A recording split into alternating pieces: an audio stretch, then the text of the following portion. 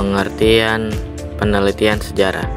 Penelitian atau riset adalah suatu proses investigasi yang dilakukan dengan aktif, tekun, dan sistematis, yang bertujuan menemukan, menafsirkan, dan merevisi fakta-fakta sehingga tercapai pengetahuan yang lebih mendalam mengenai suatu peristiwa, tingkah laku, teori, dan hukum.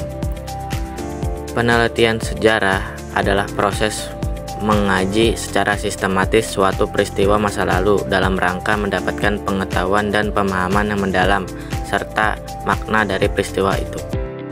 Pemilihan topik. Sebelum melakukan penelitian, peneliti harus memilih topik yang unik, bernilai, memiliki kesatuan gagasan, orisinal, dan praktis. Topik yang unik akan menarik minat pembaca, sementara topik yang bernilai akan memberikan kontribusi penting bagi perkembangan ilmu pengetahuan dan manfaat bagi masyarakat. Kesatuan gagasan diperlukan agar penelitian memiliki arah yang jelas, sedangkan orisinalitas memastikan bahwa penelitian berusaha membuktikan sesuatu yang baru. Praktis artinya topik yang dipilih sesuai dengan kemampuan dan sumber daya peneliti. Selain itu, kedekatan emosional dan intelektual dengan topik juga penting agar peneliti memiliki ketertarikan yang kuat pada penelitian tersebut. Heuristik. Setelah memilih topik, langkah berikutnya adalah mengumpulkan data sebanyak mungkin yang berkaitan dengan topik tersebut.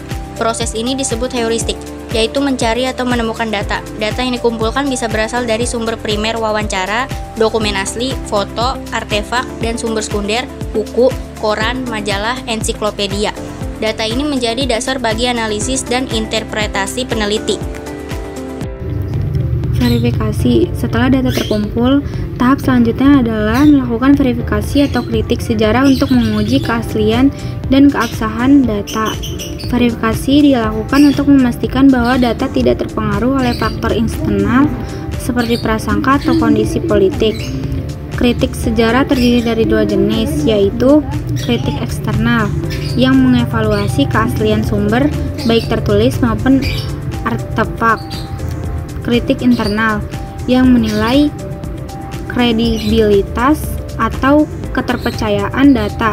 Verifikasi ini penting agar data yang digunakan benar-benar valid dan dapat diandalkan. Interpretasi. Setelah data diverifikasi, penelitian melakukan interpretasi. Pada tahap ini, penelitian menganalisis hubungan antar data, melihat sebab akibat, serta menyusun konstruksi atau penafsiran atas peristiwa yang diteliti. Interpretasi sintesis melihat keterkaitan antar data, sedangkan interpretasi analisis menelaah hubungan sebab akibat. Peneliti kemudian menarik kesimpulan dan membentuk sudut pandang tentang topik yang diteliti. Historiografi. Tahap terakhir adalah historiografi, yaitu penulisan sejarah.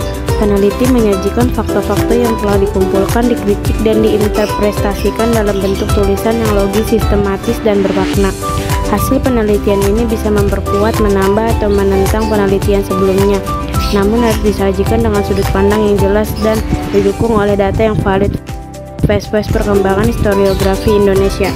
Historiografi tradisional dimulai dari zaman kerajaan Hindu-Buddha hingga perkembangnya Islam di Indonesia. Ciri-ciri berpusat pada raja, istana sentris, fokus pada kaum bangsawan, feodalis, aristokratik, bersifat subjektif, bertujuan untuk melegitimasi kekuasaan raja, bercampur antara mitos dan realistis, serta sulit ditelusuri kebenarannya. Contoh kitab Bustanus, Salatin, dan Babat Tanah Jawi yang mencampurkan sejarah dengan legenda.